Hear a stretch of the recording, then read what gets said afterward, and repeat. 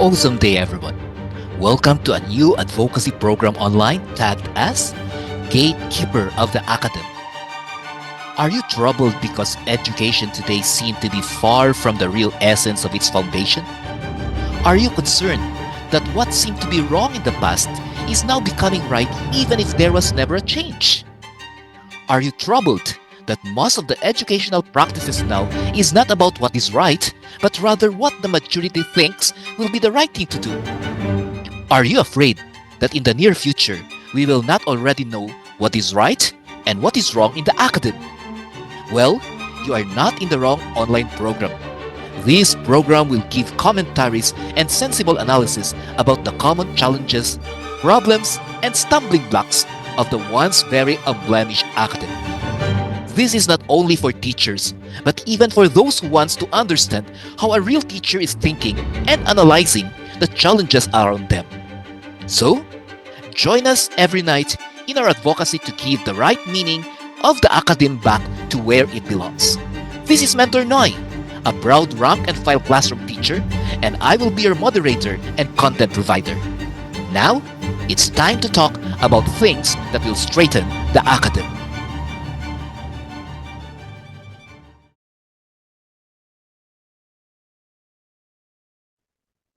Our focus concern today is leadership by example. The greatest challenge of the academe today is putting to action the words and declaration by leaders, teachers, and other figures that dominate the educational arena. Gone are the days when the academe is flourishing with people who are doing first the things that they are letting their learners and even their subordinates comply.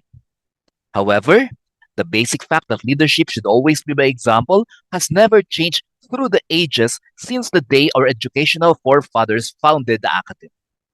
Today, it is a sorry fact that many who are in position can simply abuse such authority by ordering things they themselves cannot even comply.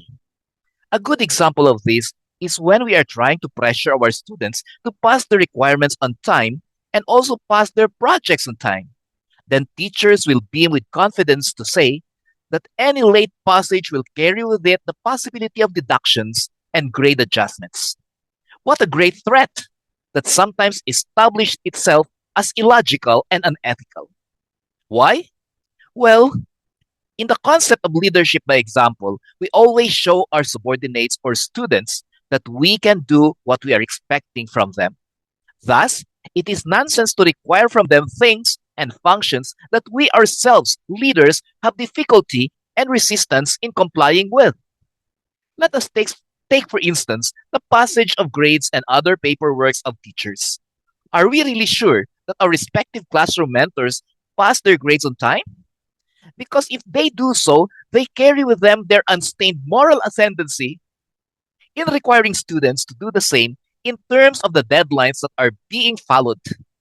Now, as a student, what will be your feeling if you're always pressured to pass your assignments on time, even how hard it is, to pass your project on time, even how impractical the situations may be, only to find out that the one requiring you these things, even uttering in stern strictness, cannot even pass their records, grades, and reports on time. That is the irony when we are trying to impose to others things we ourselves cannot actually comply. This concept does not only rest with the classroom teachers or academic frontliners, as we call them.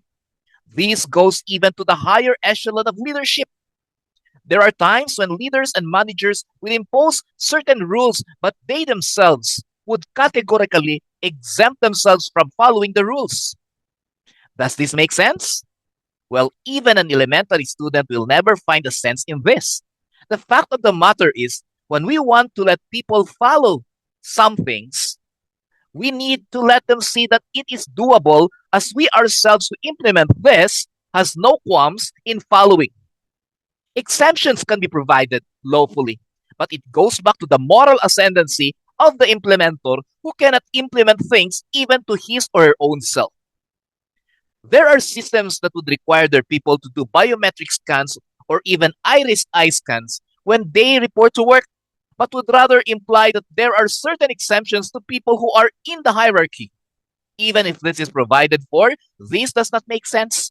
As the oldest, most successful principle in leadership, which did not fade through the ages, which is leadership by example, still is the best candor that a leader can give to his subordinates. Thus, do it first before expecting others to do what you want them to do.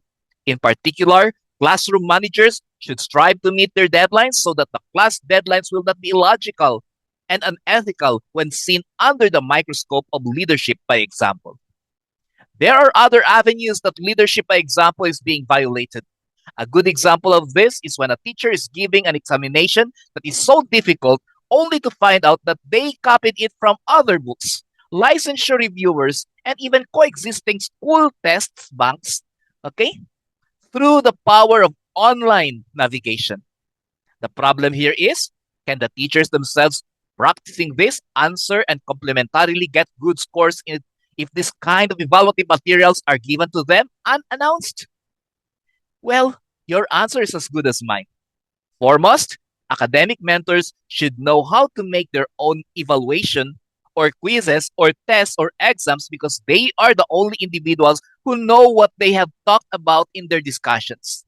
The problem of preset examinations or test banking is that there are contents that many have been discussed or many may not have been discussed that will be found in the regular items, and that is already a failure of evaluation. Thus, in this instance, the fact that we have our diploma as teachers, the fact that we are paid for in doing our jobs and at times sparkling with overtime and overload remunerations, the fact that we have a professional license to do the duties of the academe creates an accountability in us to always lead by example. And for this specific instance, do the evaluation, the quiz, the exam ourselves, or indirectly accept incompetence in these matters that we cannot do, or we do not do, that will place the system in an ambiguous situation. Imagine requiring things you yourself do not know and cannot conquer. Yes, the Academe offers a lot of prestige to people who wanted to be great leaders and managers, both in the local classrooms as frontline teachers and also to the system wherein hierarchical honors are always being enticing. There is no problem aiming for the stars as long as we are doing our part in showing to the people around the academy that we can do what we are requiring from others, that we can do what we are forcing others to produce with quality and efficiency in terms of output, that we can do every inch of orders that we are elaborating with our vocal cords.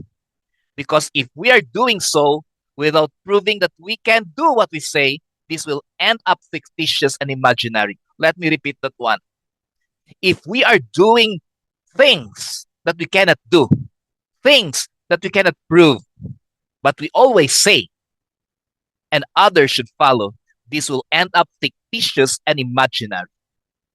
As the common saying goes, great power comes with great responsibility. Let us only aim for something that we can prove and we can do.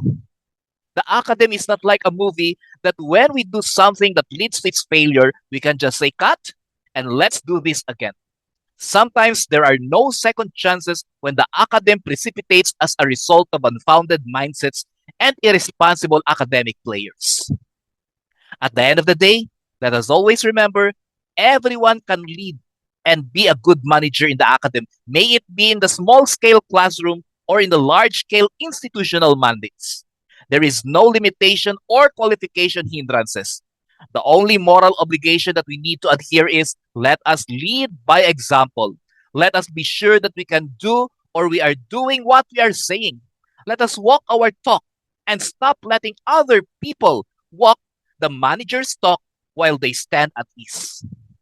It is a dream that one day soon, the academy will go back to its real basic strength, which is not about titles, not about accomplishments, not about positions, not about possessions, not about pride, not about power, and not about prejudices. Rather, it will just be a kind of academy wherein people who wanted to excel will do so by being an example to the things they require, to the things they teach, to the things they oblige, and to the things they become strict with.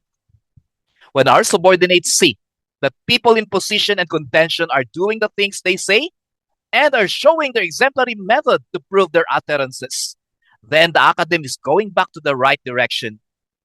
And at one point, we can expect a renaissance of the great days where the Academe flourished with elegance.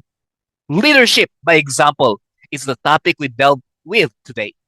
I hope that we have been enriched by the focused content of this online advocacy program, Gatekeepers of the Academe. This is still rank and file mentor Nhoie Gonzaga, and stay tuned for more focused concerns that we will tackle in the next episodes of Gatekeeping in the Academe. If you have questions, clarifications, comments, additions, and other noble insights, then please don't hesitate to comment directly to the YouTube video comment area. Teacher Nhoie would love to hear from you regarding our topic today.